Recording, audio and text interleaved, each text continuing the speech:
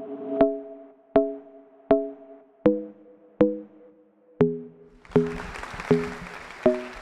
noite. Eu também trouxe colinha, vou deixar aqui caso eu me perca.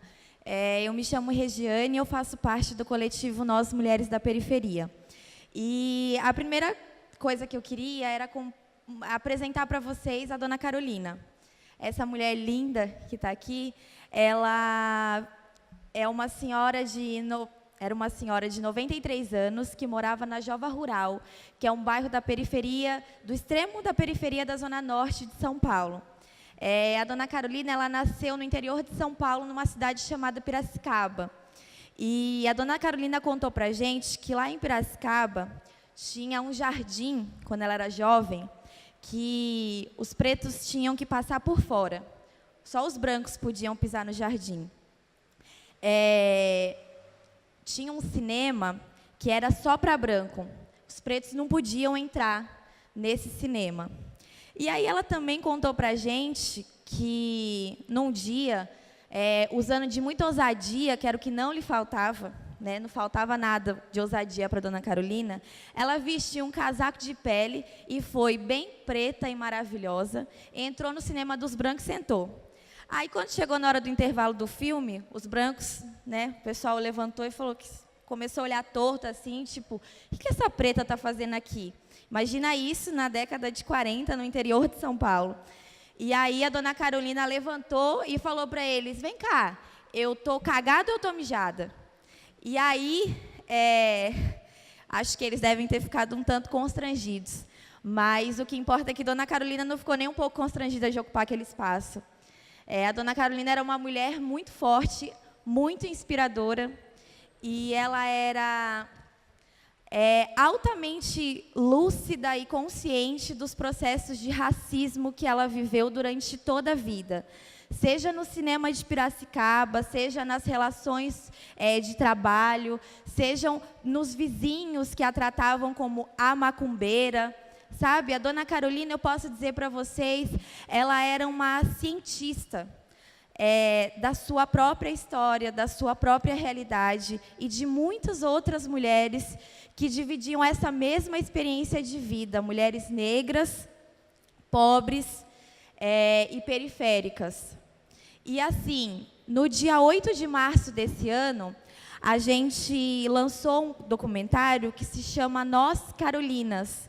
E a Dona Carolina é uma das protagonistas, inclusive o nome do documentário é em homenagem a ela. Nesse Dia da Mulher, 8 de março de 2017, a gente ocupou o Cine Olido, que é um cinema bem grande no centro de São Paulo. E a gente lotou 2 salas de cinema. Tinha, sei lá, umas 400 pessoas, numa noite chuvosa, no Dia das Mulheres, que sentaram a bunda no cinema, no centro de São Paulo, para ouvir a história da Dona Carolina. E assim, por que eu quis começar contando quem era a Dona Carolina? A verdade é para explicar um pouco do que a gente faz.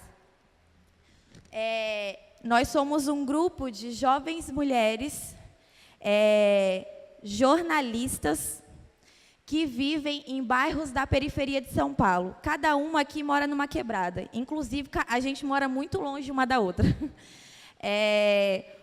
O que a gente faz? A gente produz conteúdo jornalístico sobre pautas que digam respeito às mulheres da periferia, sempre tendo em vista um recorte de gênero, mais classe social e raça, porque a periferia é majoritariamente preta e pobre. E a gente não pode perder de perspectiva, porque a gente está falando dessas mulheres. E aí, para vocês ficarem muito olhando nossas caras feias, enfim, esse é o Nós Mulheres da Periferia, né? E a gente faz o quê? A gente produz jornalismo com vários projetos, como o documentário que a gente lançou esse ano, e o portal, que é o nosmulheresdaperiferia.com.br. A gente faz esse trabalho de maneira independente, sem financiamento nenhum, no contraturno entre um almoço e um almoço do trampo e de madrugada, quando a gente tem algum tempo. E a gente existe há pouco mais de 3 anos. Nesse tempo, a gente ganhou 3 prêmios.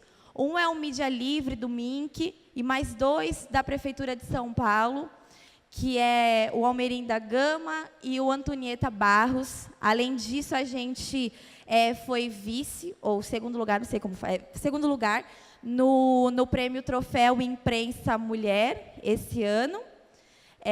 E assim, por que a gente existe? A gente existe muito pelo que a Gabi falou. Olha, eu ousada, viu, Gabi? Gabriele. Gabi, tá bom, Gabi. Do que a Gabi falou aqui sobre o Nuvem Negra, né? Porque não existem, ou existem sim, aliás, tem existido cada vez mais e vai continuar existindo.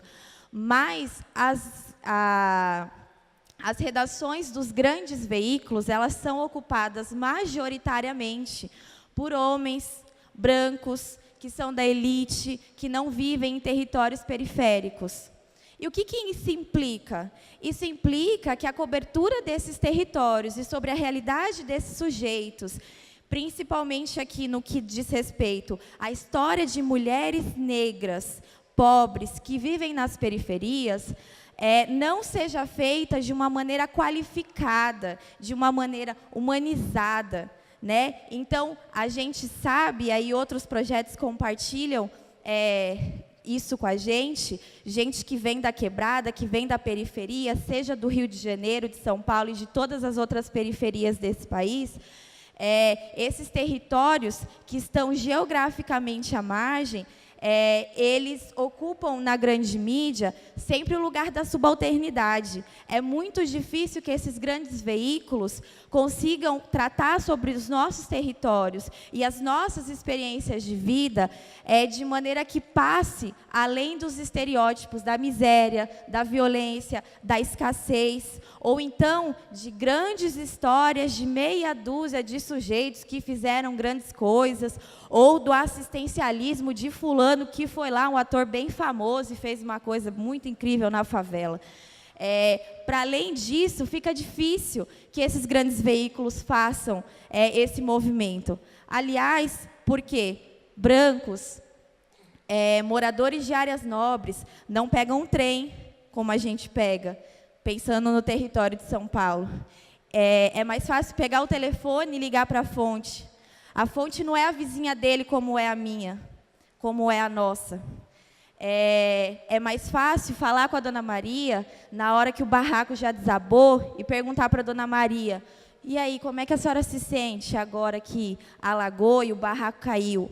Ou então, no cemitério, quando a Dona Maria já está chorando pra caralho, porque o filho dela é mais um preto que morreu, e que o jornalista, na maioria das vezes, não vai nem citar o nome do irmão.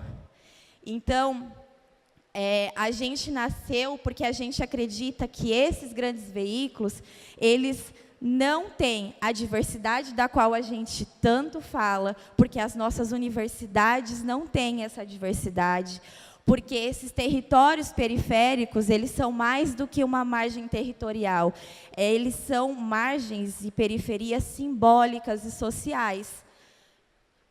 A gente está à margem de vários direitos e de vários espaços de representatividade.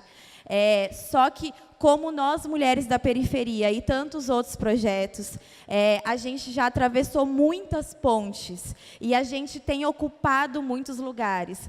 Esses lugares não são as grandes redações, porque a gente está construindo as nossas grandes redações. E essas novas grandes redações, elas estão num território negro, periférico.